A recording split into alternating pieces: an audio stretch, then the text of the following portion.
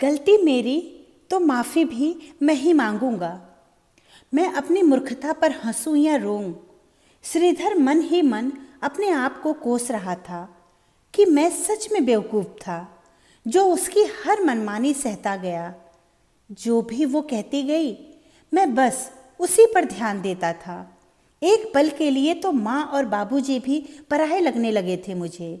माधुरी से मेरी शादी हुए अभी 1.5 साल ही हुए थे, लेकिन जिंदगी कहाँ से कहाँ पहुँच गई थी।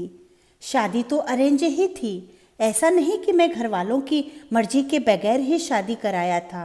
बहू भी घर वालों की पसंद की थी, और जब से उससे मुलाकात हुई वो मेरी भी पसंद बन गई।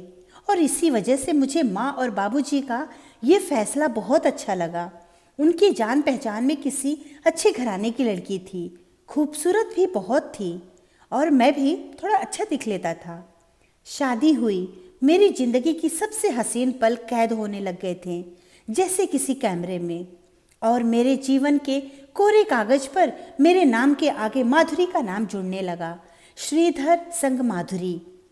शादी के बाद जितने दिन बीतते गए, ना जाने क्यों माधुरी के लिए मेरे दिल में प्यार हद से ज़्यादा बढ़ने लगा था, और भरोसा भी। और उसी भरोसे का वो फ़ायदा उठाती गई, और मैं समझ नहीं पाया। माँ ने ऐसा कहा, करती तो हो तुम काम, इतना तो काम करती हो, और तुम्हारी तबीयत ठीक नहीं थी तो बता देती माँ को, जरूरी था क्या जबरदस्ती काम पर लगे रहना। श्रीधर ने माधुरी की परेशानी को समझते हुए कहा, बताया तो था, लेकिन उनके लिए ये सब नॉर्मल है। कहती हैं उनके ज़माने में तो 7वें महीने में भी जंगल जाकर लकड़ियाँ लाते थे सिर पर लाद कर, और आजकल की बहुएं के नखरे, एसिडिटी भी हो जाए तो उनसे झाड़ू पोछा नहीं होता। माधुरी अपनी परेशानी बताई, और इस मामले में माँ से बात करने को मना कर दिया। वो नहीं चाहती थी कि छोटी छोटी बात पर घर में कलेश हो, लेकिन इन्हीं छोटी छोटी बातों को दिल में रखकर घर में इतनी बड़ी दीवार बन जाएगी, ये श्रीधर ने सोचा था, ना ही उसकी माँ और बाबूजी ने। धीरे धीरे वक्त गुजरता गया, और श्रीधर की माँ से प्यारी उसके लिए उसकी सास हो गई, क्योंकि उसकी माँ माधुरी का ख्याल नहीं रखती थी, जबकि माधुरी की माँ को माधुरी की बहुत फिक्र रहती थी। एक दिन जब बात बहुत ज़्यादा आगे बढ़ गई तो श्रीधर से रहा नहीं गया, और उसने मन में कैद किए हुए सारे शिकवे कर दिए। माँ को आईना दिखाने की कोशिश करते हुए श्रीधर खुद अंधा हो गया था। श्रीधर चिल्लाया, मुझे सब पता है माँ, एक बहू कभी बेटी बन ही नहीं सकती। तुमने कभी माधुरी को अपनी बेटी रेखा की तरह देखा होता तो कभी ऐसा नहीं करती। एक तो उसकी तबीयत वैसे ही कुछ दिनों से ठीक नहीं है, ऊपर से आपकी बातें सुन सुन के वो और बीमार हो जाएगी। अगर वो कोई काम नहीं कर पाती या उससे कोई गलत काम हो जाता है तो एक बार तुरंत उसी वक्त बताया जाता है कि गलती कर रही हो, और कैसे सुधारना है ये भी बताया जाता है। लेकिन तुम ना तो गलती करते वक्त कुछ बोलती हो ना, और ना ही तब टोकती हो जब, और बाद में हफ्ते 10 दिन के दिन बस उसी के लिए ताना देती रहती हो। हद होती है किसी बात की। इतना ही नहीं, और भी बहुत कुछ माँ से कहा। माधुरी पर किए उनके सारे जुल्म गिनवाए जो कि माधुरी ने माँ से बताने से मना किया था।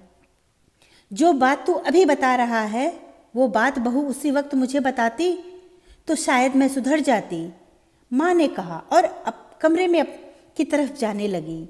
श्रीधर माँ को टोकते हुए बोला, तुम कभी नहीं सुधरोगी। मैंने पहले भी कहा था, अभी भी कह रहा हूँ, अगर ऐसा ही रहा तो मैं कोई बड़ा फैसला ले लूँगा। अगर तेरी बीबी ने जो तुझे बताया है सब सच है तो आज ही ले ले वो फैसला, लेकिन एक बार फिर बहू से पूछ ले, क्योंकि आधी से ज़्यादा बातें तो मुझे याद भी नहीं कि मैंने उससे कही थी। अब या तो मैं भूल गई हूँ या तेरी बीबी ने कुछ ज़्यादा ही कान भरे हैं तेरे। माँ को भी गुस्सा आता ही था, और उनके बोलने का तरीका भी ऐसा ही था। कि वो कुछ प्यार से भी बोले तो ऐसा लगता जैसे गुस्से में बोल रही हों। यही हल्के फुल्के झगड़े ने श्रीधर का चूल्हा अलग कर दिया। एक घर में 4 कमरे थे। श्रीधर के बाबूजी की मेहनत का रंग दीवारों पर पोता गया था, लेकिन अब ये 2 घर बन चुके थे। 2 कमरे श्रीधर के, 2 कमरे माँ बाबूजी के। श्रीधर एक कमरे में रहकर एक कमरे को किचन बना लिया। 2 से 3 हफ्ते ही गुजरे थे कि श्रीधर की हालत खराब हो चुकी थी। ऑफिस में तो खराब होती थी, लेकिन अब घर में भी बहुत सारे टेंशन उसको घेरने लगे थे। शाम को आते वक्त सब्जी लेते आना, आटा, तेल और मसाले भी खत्म हैं, माधुरी ने कहा तो श्रीधर भी चिढ़ते हुए बोला, मैं कब लाऊं ये सब? ऑफिस में थक जाता हूँ, घर कब पहुँचूं मन में लगी रहती है। और तुम कहती हो कि मार्केट में ठहर के आऊँ। ये सब तो माँ ही करती थी ना, मुझे करना नहीं आता, माधुरी ने कहा। श्रीधर गुस्से से बोला, प्याज काटने में तुम्हें आंसू आते हैं, मसाले डालने का अनुभव तुम्हें नहीं है। एक रोटी ही पकाती हो, वो भी एक तरफ जली एक तरफ कच्ची। आता क्या है तुम्हें? 1 हफ्ते से देख रहा हूँ, कोई भी काम बोलता हूँ तो कह देती हो वो तो माँ करती थी, मुझे आता नहीं। सब काम अगर माँ करती थी तो तुम क्या करती थी? श्रीधर आज ऑफिस में सीनियर से डांट खाकर आया था और घर आकर सारा गुस्सा माधुरी पर निकालने लगा। लेकिन इन 2 हफ्तों में उसको माँ की एक बात तो अच्छे से समझ आ गई थी। माँ गलत नहीं कहा करती थी, माधुरी को बिल्कुल सही कहा करती थी। खैर, गलती तो मेरी ही है, तो माफ़ी भी मैं ही मांगूंगा माँ और बाबूजी से। धन्यवाद दोस्तों। कहानी अच्छी लगी तो लाइक और सब्सक्राइब ज़रूर करें और दोस्तों को भी शेयर करना ना भूलें।